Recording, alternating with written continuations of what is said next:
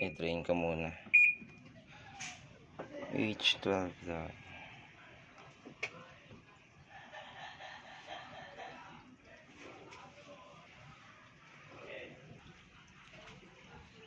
Ayan siya.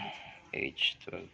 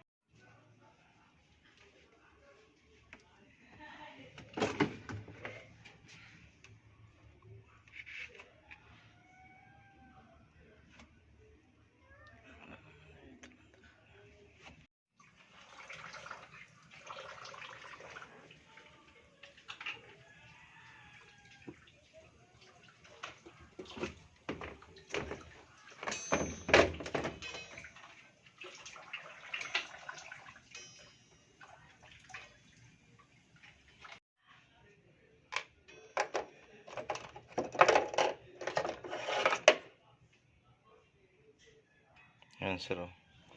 Pinasok po ng bula yung sensor niya. Kaya siya nag-H12. So, ito muna palitan natin sir. Ito lang naman kadalasan sa H12 niya. Ayan, oh. Kumbaga sa tinapay, inamag siya. Corrosion po yan. Gawa po yan ng bula. Pag sobrang dami yung sabon nyo, maapaw yung bula. Kadalasan ito, o kaya naman, pag U12, yung sensor naman dito. So, mukhang hindi pa na-penetrate yung sensor nyo. Ito yung nauna. So, iwasan nyo pa rin kasi baka mamaya, itong sensor naman yung masira. Mag-U12 naman siya. So, connected po lagi sa bula, sir. Kaya, bawasan nyo po yung sabon. Ito po yung papalitan natin. Nagdala naman po tayo yan. Hindi, okay naman sir. Nasosobrahan ng ayan, safety switch. Pag nasosobrahan talaga ng sabon, sir, yun mangyayari. Either H12 or U12. Itong safety switch. Sir, palitan na natin para makita nyo. Every month po, dapat ginagamit nyo tong Tab Hygiene. Self-maintenance po yan. Opo, on nyo lang, tapos Tab Hygiene, tapos start. Maglalagay din po yan ng tubig, pero wala akong kayong lalagay na sabon, kundi bleach or Sunrox. Yung purpose po ng Tab Hygiene, to prevent fungus tsaka bacteria, tapos yung mga latak, malinis niya. Kumbaga po, self-maintenance po siya. Once a month po. So, bleach lang po ilalagay nyo, tapos nakabukas din po yung gripo. I-maintain nyo lang po yan para hindi maipon yung dumi dun sa drum. Panasonic Kahit anong brand din po. Ayan, bago. Ganito dapat siya sir, oh. Kulay niya, diba? Kulay tanso dapat. Yung sa inyo, ayan, madumi na violet na. So, ganito dapat yan. Nagpupuntahan kasi ng sabon, kaya naganyan na yung kulay niya.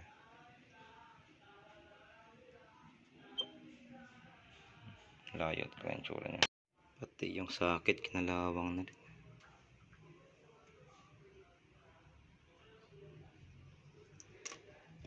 Ayan siya sir.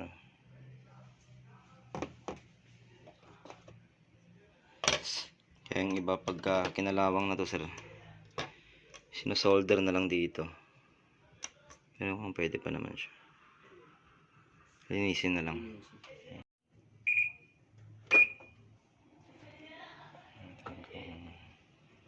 Pati umikot na yun. Ayan sir, umikot na agad. Kanina nag-H12 bakit kanina, diba?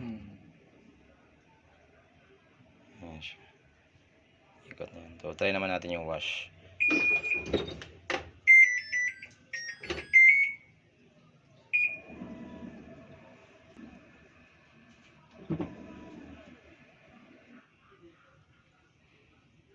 $27 liters kasi wala namang laman eh. Pag may laman yan, tataas pa ko yan. Dapat maglagay na siya ng tubig.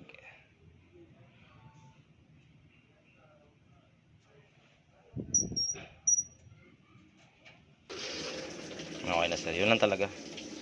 Naglagay na siya ng tubig yun. Makakapaglaba ka na. Naglalagay yung tubig dito, tapos mag-i-H12. Tingnan natin. Oo, nilalagay dito. Para daw hindi matagal daw. Para hindi daw magka-problema. Pero dito talaga nilalagay yan, sir. Yung purpose kasi nito, sir, turbo mixer. Parang dinidilute niya na yung sabon. Tinutunaw niya na through itong mixer na to. Pwede na yun. Okay na mo yan.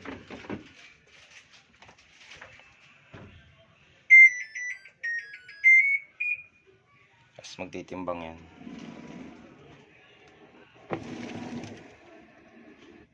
Yan, medyo matataas na yung tubig niyan, sir, kasi may laman na eh. Tapos medyo basa pa yung, yan, naging 38 liters na siya. Kaya na, di ba, walang laman, 27 lang. Testing natin makikita.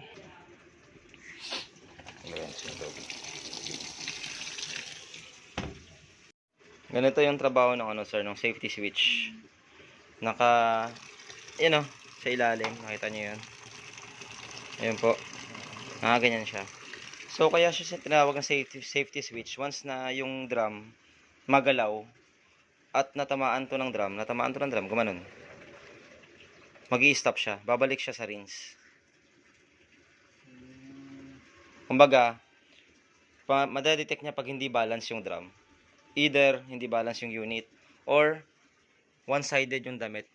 Unbalanced recovery po yung tawag doon. Meron kasing time minsan na overload o kaya nagtimbang na siya. Tapos bandang nagdagdag tayo ng load, hindi tayo nagdagdag ng tubig. Matataon yan, sir, na yung pagdating niya na sa rinse or sa spin, magalaw tong drum. Pag magalaw yung drum at natamaan niya tong switch, matatamaan niya tong ganun. Mawawala ng contact, magbibigay siya ng signal kay PCB na hindi siya balance or hindi niya ma-align yung damit. Kaya magbabalik siya sa rinse, maglalagay ulit siya ng tubig. Paulit-ulit yun. Kaya yung ginagawa ng iba, pinopost na lang, tapos aayusin na lang yung damit. Tapos kung totally talaga walang contact, katulad yan, yung ito nagkaroon na ng corrosion, totally wala. Sa wash pa lang, madedetect niya na hindi nagko-contact to kasi nga may corroded, may corrosion, mag-H12 siya. Yun po yun. Pero yung sa unbalance naman, may contact siya. Kaso upon operation, biglang nawala. Mag-unbalance po yun. Mag-U30 naman yun, sir. Ito po yun. Unbalance recovery. Kaso yung sa inyo, totally walang contact. Kaya H12 na talaga. Yun po yun.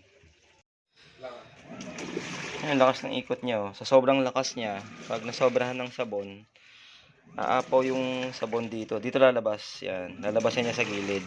Aapaw. Mababasa tong sensor dito. Pati yung safety switch. Ayan.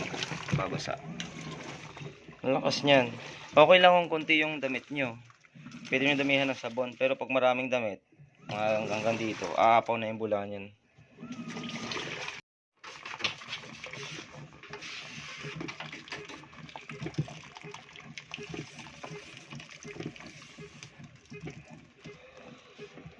Guys, magre-rinse na siya. Pagka bumabagal na ganyan, tapos na siyang mag-wash. Tapos mawawala na tong icon. Ito naman yung magbi-blink, ibig sabihin na sa rinse. Ayan na, nasa rinse na siya. Hanggang sa dito na makarating. Okay na yan, sir. Yan lang talaga.